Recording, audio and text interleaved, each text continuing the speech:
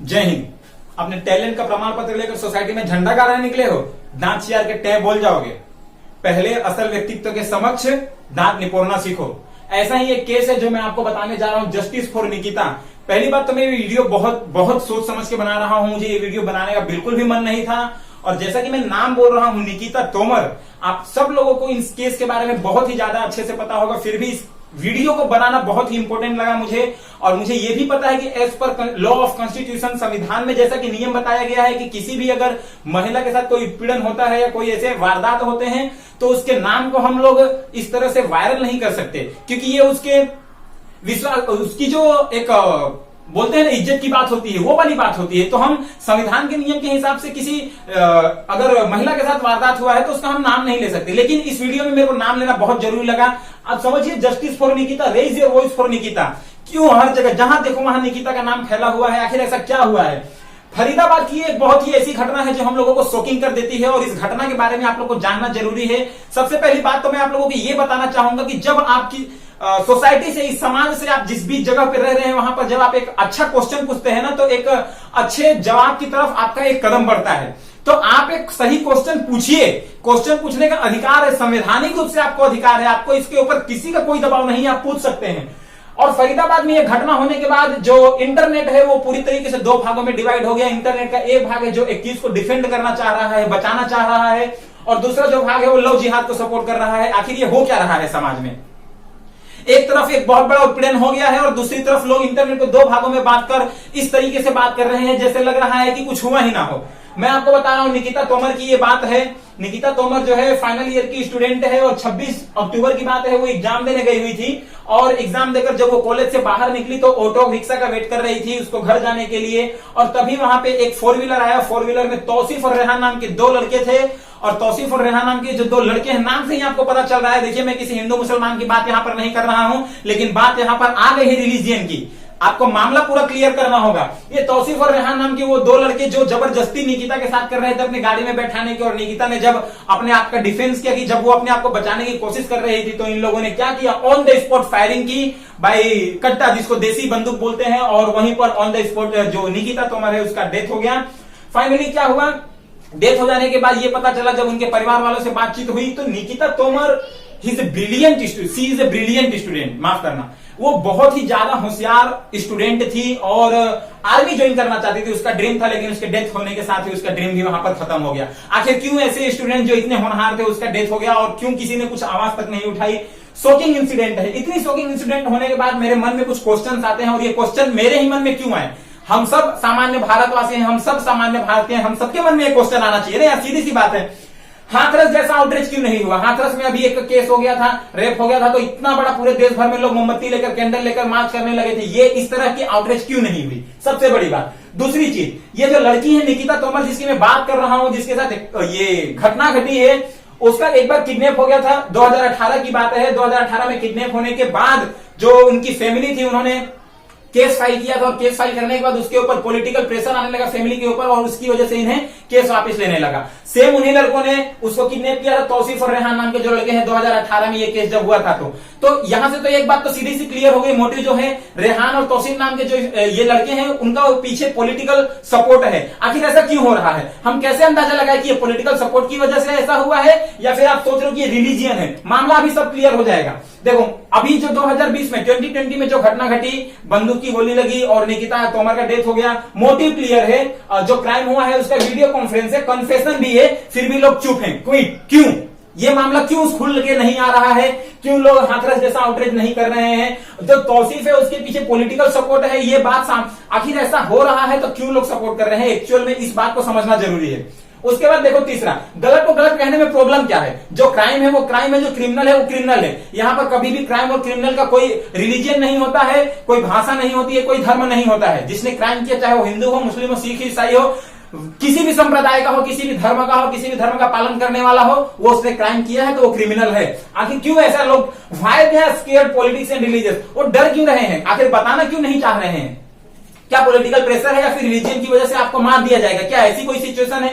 इतना बड़ा हो गया, इंसिडेंट हो गया, शॉकिंग है, लेकिन कोई आवाज नहीं उठाना चाहता। आखिर किसी को कानों कान कितने लोगों 125 करोड़ की भारतीय जनसंख्या में से मैं तो बोलता हूं 50% से ज्यादा लोगों को इस बात के बारे में पता भी नहीं होगा।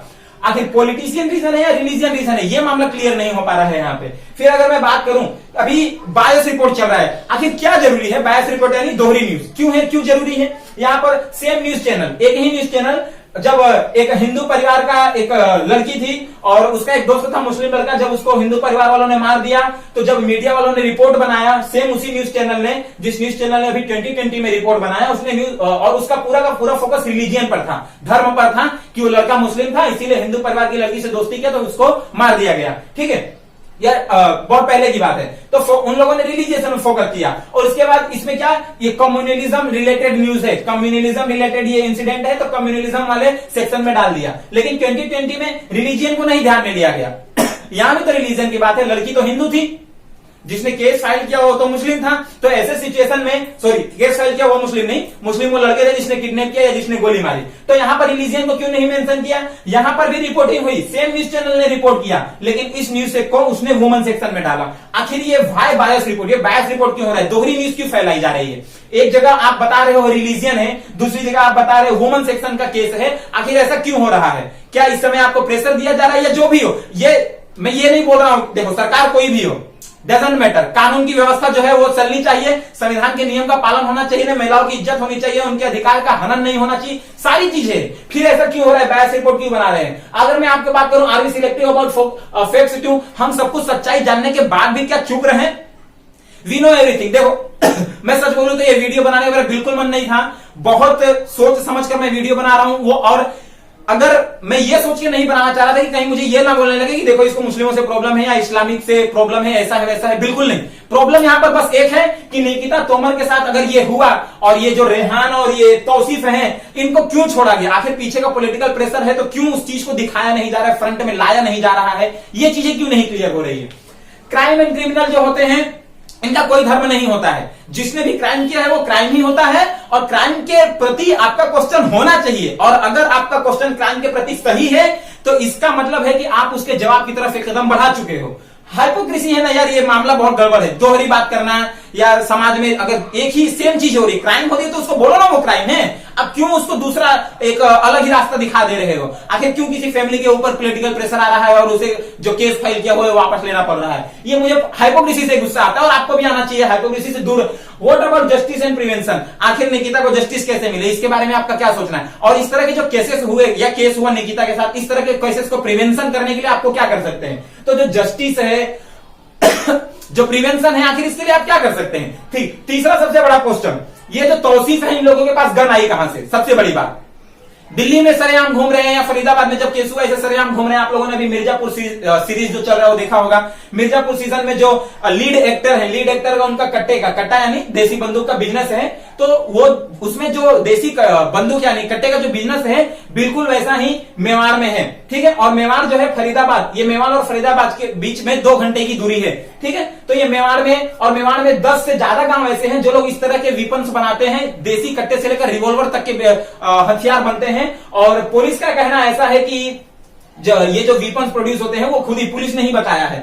और एक जो बंदूक से गोली चली है और जिस बंदूक से गोली चलकर मौत हुई है, मेरा मतलब ये जो लड़की है निकिता तोमर की, वो बंदूक अनलाइसेंस्ड बंदूक था। और एक्यूज्ड जो है, जो अनलाइसेंस्ड बंदूक जिससे लिया गया था, तौसीफ ने जिससे लिया था उसको पुलिस ने पकड़ा भी था, वो पकड़ा गया था।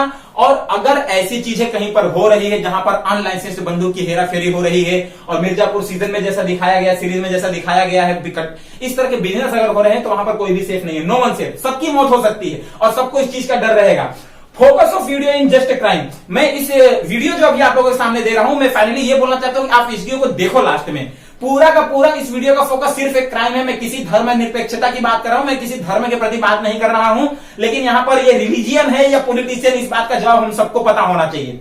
ठीक है, इस वीडियो को लास्ट तक आपको देखना ही होगा। पूरा फोकस जो है इस वीडियो को क्राइम के ऊपर रखा गया है। पॉलिटिकली हम करेक्ट होना चाहते हैं, हम पॉलिटिकली करेक्ट होना चाहते हैं, लेकिन व्हाट एक्चुअली गोइंग रॉन्ग, लेकिन सच्चाई में गलत क्या जा रहा है, जो गलत हो रहा है हम उसकी तरफ ध्यान क्यों नहीं दे रहे हैं? हम सिर्फ पॉलिटिकली करेक्ट होना चाहते हैं कि नहीं मैं सेफ हूं, मैं ये पार्टी से हूं, ये अरे क्या है जो सच में गलत जा रहा है उसके ऊपर कोई क्यों नहीं सोचना चाह रहा? ये बहुत ही इंपॉर्टेंट वीडियो है। और कम्युनिटी की अगर मैं बात करूं तो कम्युनिटी का भी देखो, अभी यहां पर निकिता तोमर की डेथ हो गई, कोई बात नहीं करना चाहता है, लेकिन फ्रांस के राष्ट्रपति का विरोध करने के लिए पूरा हिंदुस्तान खड़ा हो गया है। अरे फ्रांस में विरोध चालू हो गया है। अबे आप फ्रांस के राष्ट्रपति का विरोध कर सकते हो तो आपके खुद के देश में, हमारे देश में ऐसा हो रहा है तो हम ऐसा क्यों नहीं कर सकते? हम क्यों निकिता तोमर के लिए कुछ नहीं कर सकते? या फिर क्यों कानून दबा हुआ है? या फिर क्यों निकिता तोमर को इंसाफ नहीं मिल रहा है? क्यों लोग चुप बैठे हैं? आखिर ऐसा क्या हो रहा है? सेपरेट अराजक तत्व। अगर सेव की टोकरी में क्या होता है, अगर एक सेव सड़ जाता है तो उसकी वजह से सारे सेव सड़ सकते हैं। हमारा काम है कि उस सड़े हुए सेव को टोकरी से निकाला जाए, खुद से तो नहीं निकलेगा ना। तो इस तरह के करने के लिए आपको सही सवाल पूछना होगा, और सही सवाल पूछने के बाद ही आप सही जवाब की तरफ एक कदम आगे बढ़ेंगे। सेपरेट अराजक तत्व को अलग करना पड़ेगा। Start talking about crime equally. Crime के बारे में आप बराबरी से सोचो। अगर ये क्राइम हो रहा है तो ये भी क्राइम है, ये क्राइम हो रहा है तो ये भी क्राइम है। ये कम्युनिटी के लिए मत सोचो, ये वुमेन सेक्शन के लिए मत सोचो। जो सच है वही सच है, और भले देर से सामने आएगा लेकिन सामने आएगा। लेकिन मैं ये बोल रहा हूं कि आप आवाज क्यों नहीं उठाना चाहते? आप आवाज उठाइए। सबसे पहली बात की जो आखिर उसकी हिम्मत कैसे हुई कि वो फरीदाबाद जिस शहर में गन लेकर घूम रहा है, हिम्मत कैसे हुई कि उसने गोली चला दी? क्या पॉलिटिकल सपोर्ट था? पॉलिटिक्स कोई कुछ नहीं कर रहा, और फाइनली जो है लड़की की डेथ होगी उसके गोली चलाने की वजह से। If you think what is said makes sense, जो मैं बोल रहा हूं, जो भी मैं बोल रहा हूं, अगर इससे लग रहा है कि सेंसिबल टॉपिक है या सेंसिबल है तो आप शेयर करिए, ज्यादा ज्यादा लोगों के पास पहुंचाइए। शेयर द ट्रूथ, जो सच्चाई है उसको साझा कीजिए, लोगों को पता चलना चाहिए। एक के करने से फर्क नहीं पड़ेगा, लेकिन एक एक के करने से फर्क पड़ेगा। इस दोनों सेंटेंस में सिर्फ फर्क है और वो है एक, और उस एक की वजह से फर्क पड़ेगा। बस आप एक सही सवाल पूछिए और उस सही सवाल का जवाब, किसी भी कोई भी क्राइम के आगे कहां, क्यों, कैसे, ये 3 क्वेश्चन पूछिए, और 3 क्वेश्चन को पूछते ही आपको सारे आंसर मिलेंगे और आप उसके लिए आवाज उठा सकते हो। आपके पास अधिकार है। आप अपने देश में रह रहे हो यार, आप अपने देश के लिए कुछ तो ऐसा होना चाहिए। बहुत सारे ऐसा बॉर्डर पे रहकर ही सेवा की जाए ऐसी नहीं है, ठीक है। सो फाइनली मैं यही बोलना चाहूंगा कि इस तरह के जो भी अराजकता तो हमारे समाज में फैले हुए हैं उसके लिए आप एक कदम उठाइए, सपोर्ट कीजिए। हम सब भी आपके साथ हैं, और जरूर ऐसे टॉपिक पर तो बोलना ही चाहिए। मैं तो बोलता हूं, आप भी बोलो, कोई टेंशन नहीं है। निकिता तोमर जैसी लड़की को इंसाफ मिलना चाहिए, और आगे ऐसा कुछ ना हो उसके प्रिवेंशन के लिए भी आपको आगे बढ़ना होगा। अगर आपके अंदर बोलने की हिम्मत है तो ये एक बहुत बड़ी क्रांति आ सकती है, ठीक है। So finally best of luck, thank you so much. इस वीडियो को पूरा देखिए और जो सच्चाई है इसको ज्यादा से ज्यादा शेयर कीजिए। मिलते हैं नेक्स्ट वीडियो में, तब तक के लिए जय हिंद।